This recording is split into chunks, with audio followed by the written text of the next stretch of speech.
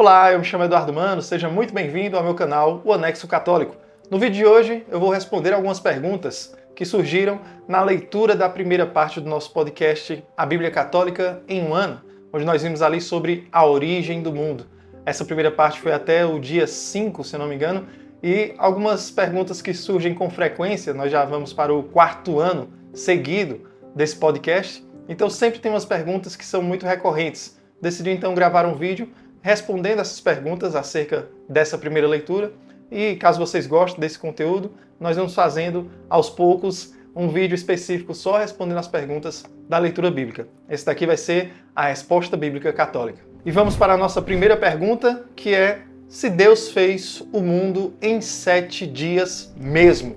Veja, a primeira coisa, a palavra de Deus quer deixar clara que a criação foi feita por Ele.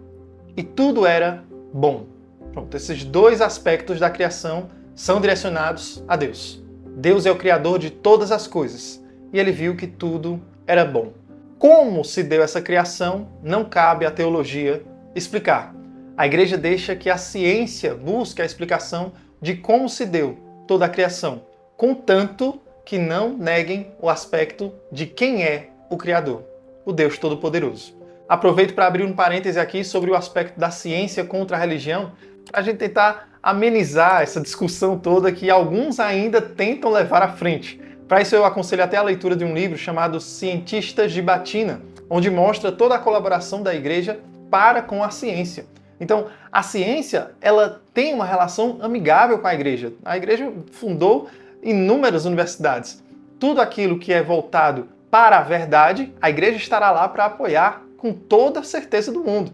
Então, tanto o aspecto, por exemplo, do Big Bang, onde um padre deu início a essa teoria, o Georges Lamaitre, eu peço desculpa porque eu não sei se a pronúncia é essa mesmo, mas ele quem deu início, um padre, um sacerdote, dá início aos estudos da teoria do Big Bang. Se utilizando ali uma fórmula do Einstein, ele chega até essa teoria de que, a partir de um ponto, uma expansão se deu e o mundo foi criado. Então essa teoria, que para muitos parece ser contrária às Escrituras, foi um padre que deu início a ela. Então, tudo aquilo que a gente busca com a verdade, a Igreja estará lá para acompanhar e apoiar, tá bom? Então, nesse aspecto de se foi em 7 dias mesmo que Deus criou, para a gente não importa. O como foi criado, para a gente só importa que seja coerente com o que a Escritura nos garante. Que Deus é o Criador de todas as coisas e Ele é o ser que sustenta toda a criação. Você está de acordo com isso e a sua teoria corrobora uma explicação de como foi acontecendo essa criação, tudo bem. Mas quando você atacar o Deus Criador, aí sim, você estará indo para a mentira. E o caminho da mentira será rejeitado, tá bom? Segunda pergunta, o que significa ser imagem e semelhança de Deus? Veja, aqui tem uma explicação que eu até dou no podcast, para aqueles que ouviram já sabem qual é a explicação. A imagem seria uma referência em nós divina. Nós temos já um dom de Deus. Isso pode ser questionado para aqueles que não foram batizados. Mas se você refletir comigo um pouquinho sobre a graça atual, nós temos essa diferença, né, entre a graça santificante e a graça atual. A graça atual, ela age até mesmo em pessoas que não são batizadas. Então, toda criatura divina humana carrega em si uma espécie de radar. Aqueles radares que ficam nos submarinos, ficam rastejando tudo, rastejando, e de vez em quando soa aquele bipzinho de que tem alguma coisa por perto. Um bip, bip, tem alguma coisa se aproximando. Esse bip do submarino, às vezes eu dava essa explicação na catequese da primeira Eucaristia, então me desculpe essa pedagogia infantil.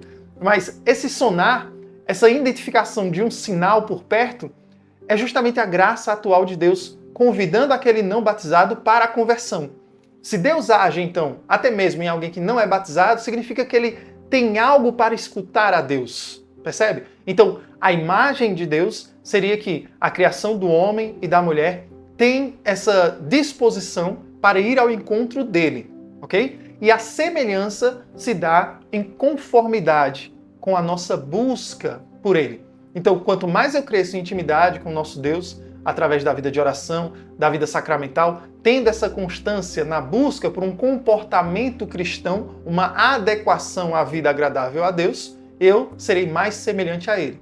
Então, imagem, algo que eu já tenho em mim e que, com o dom que Deus me concede na graça de receber a fé, eu posso buscar me assemelhar a Ele, buscar me parecer cada vez mais com Ele. Essa seria a explicação para a imagem e semelhança de Deus, que nos dá a dignidade humana. Bem? Terceira pergunta: Adão e Eva existiram? Sim, existiram.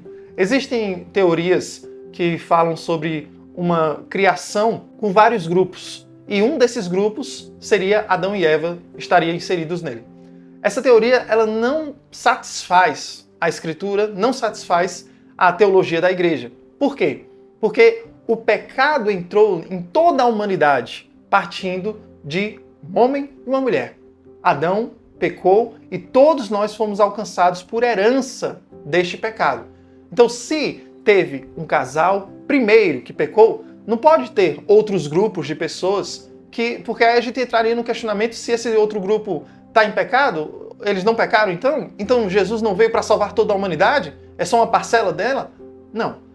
A única resposta coerente para vivermos a verdade revelada em Cristo Jesus através da palavra sagrada, através dos ensinamentos da Santa Igreja Católica, é que houve um primeiro homem e uma primeira mulher. Através do pecado original deles cometido, toda a humanidade foi alcançada por herança deste pecado original.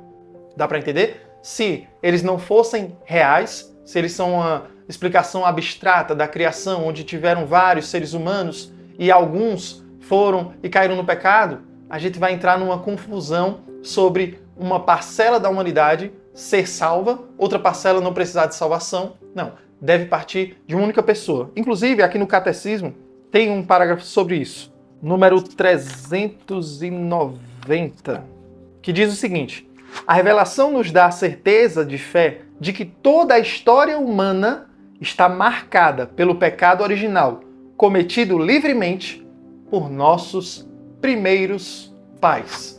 E, obviamente, nós temos várias passagens de São Paulo, como, por exemplo, Romanos 5:12, que vai dizer que o pecado entrou no mundo por meio de um só homem.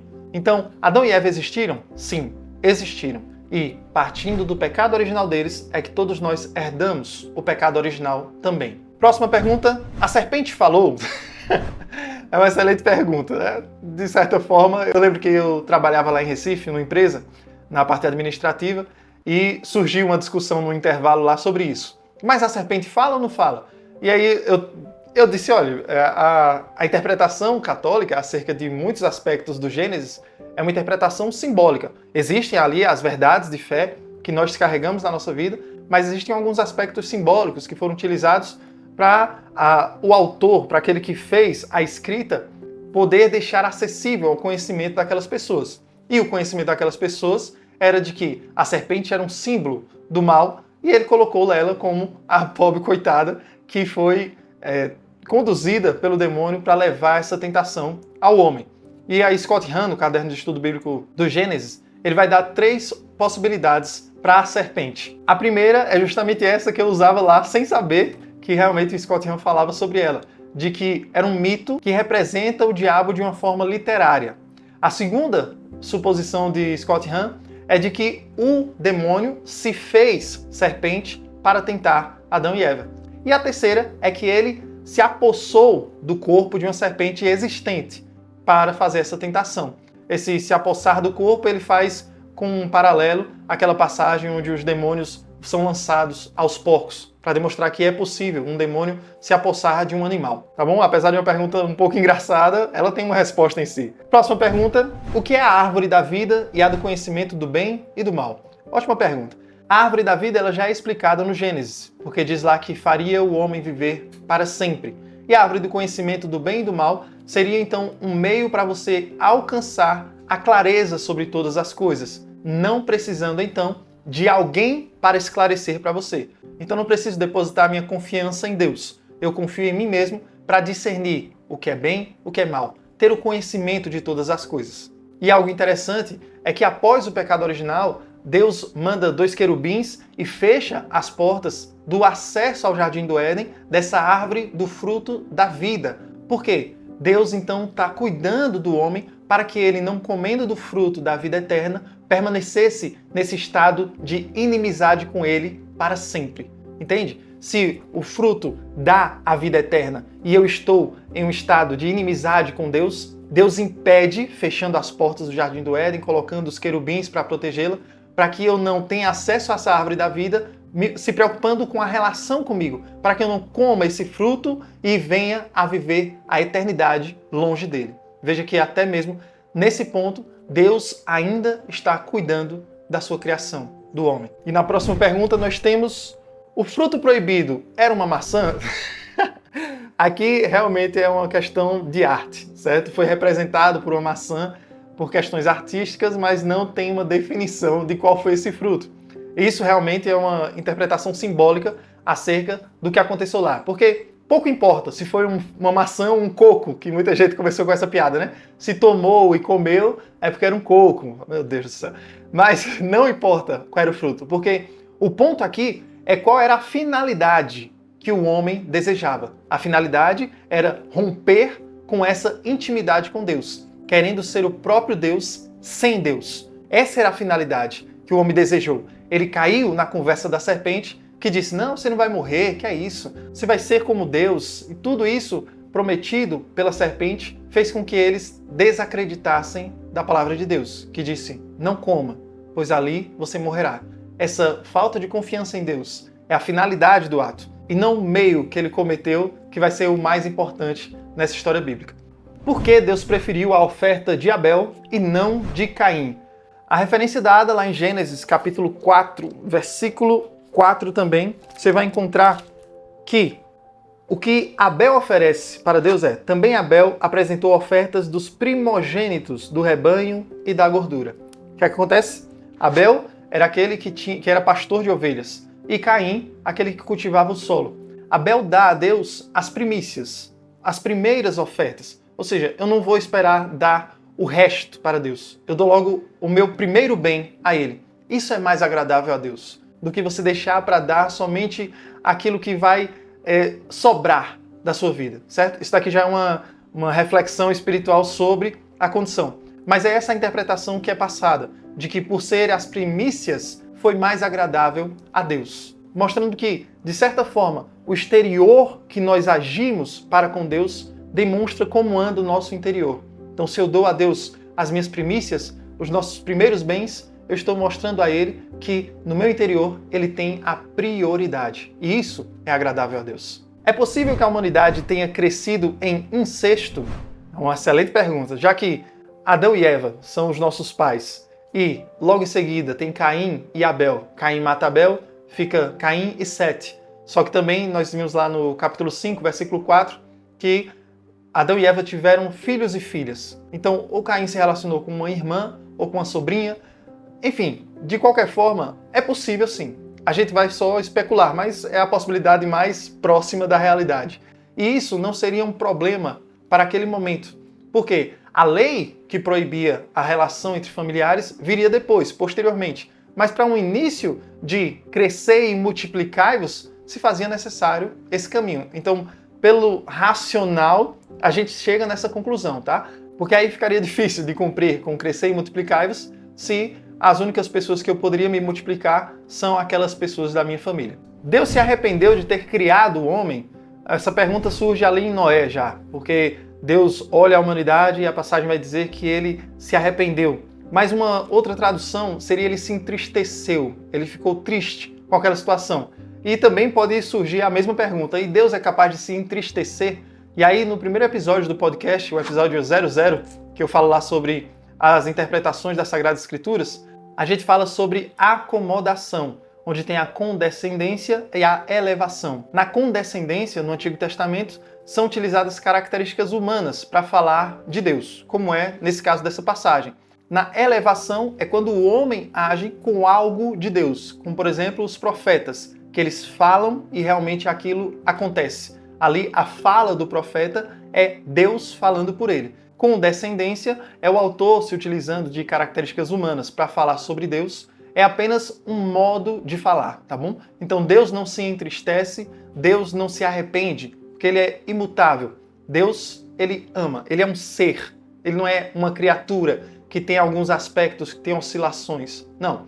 Então, essa passagem é apenas para a compreensão do leitor de um pai diante da sua criação que está seguindo o caminho contrário àquele que ele desejou para a humanidade. E por fim, por que a Torre de Babel foi destruída? Aqui é mais simples, quando o orgulho atinge uma nova altura no ser humano. Observe que lá, Gênesis capítulo 11, vai tratar sobre a Torre de Babel. E quando você vai ver eles falando sobre a criação da Torre de Babel, ele diz, vamos construir uma cidade e uma torre que alcance o céu, para nos tornarmos famosos e para não nos dispersarmos pela superfície da terra. O desejo deles era não se dispersar pela superfície da terra. E é justamente isso que acaba acontecendo quando a Torre de Babel é destruída. Então é um sinal que aconteceu para que as línguas fossem distribuídas, né? Os idiomas, os variados de idiomas que nós temos hoje, se diz que a origem se dá aqui na Torre de Babel, seria uma espécie de castigo de Deus, porque eles se compreendendo todos por si só, na humanidade, eles buscavam uma soberba, um ar de orgulho. E isso vai ser contraposto lá em Pentecostes, como eu disse no episódio anterior, quando as línguas diferentes se encontram em unidade ao estarem na presença de Deus, através do Espírito Santo. Inclusive, isso daqui é um ponto importante, pessoal. As nossas dúvidas sobre as Sagradas Escrituras, todas elas são válidas, tá? Não estou diminuindo nenhuma dúvida de vocês aqui. Mas as nossas dúvidas, elas devem permear aquilo que a revelação nos aponta como caminho da salvação. Essas dúvidas de detalhes são interessantes para a gente preencher o nosso imaginário, ter ali uma narrativa, para até evangelizar os outros, ter uma conversa, puxar uma piada, uma coisa engraçada, falar sobre o fruto que é o coco verde que tomou e comeu. Isso tudo serve, até de uma forma querigmática, para o anúncio da palavra de Deus. Mas nós devemos ter em nós o conhecimento principal, que é a história da salvação. Nós temos que nos deter à história da salvação e preencher essas lacunas com essas curiosidadezinhas, essas perguntas, para sermos claros, aqueles que nós vamos evangelizar. Mas não nos prendamos somente a essas curiosidades, essas pequenas coisas que muitas pessoas ficam se alimentando somente disso. Eles não querem crescer em intimidade com o nosso Senhor. Querem saber as curiosidades da Bíblia, as curiosidades da igreja, para ser o engraçado, o desenrolado, o que tem um conhecimento superficial das coisas, só para ser curioso. Não queira ser somente curioso. Queira amar o nosso Senhor Jesus Cristo. E esse amor necessita de uma intimidade com a história da salvação. Dito isso, caso você ainda não esteja escutando o nosso podcast, o link está na descrição, baixe o plano de leitura, entre no nosso grupo do Telegram e vamos juntos conhecer a Palavra de Deus diariamente, buscando essa intimidade com a Sagrada Escritura. Nós vamos crescer, com a graça de Deus, na santidade e um dia nos encontraremos na eternidade. Deixe seu comentário o que você achou sobre esse vídeo, curta, se inscreva, compartilhe com seus amigos essas curiosidades e dúvidas que surgirem e me sigam lá no Instagram. Eu abro caixinha de perguntas todos os dias. Vocês podem deixar lá as perguntas que eu vou selecionando, aquelas que foi referente à Bíblia, para fazer um vídeo desse e explicando para vocês, pouco a pouco, no caminho que a gente vai traçando. Deus abençoe você e reze por mim.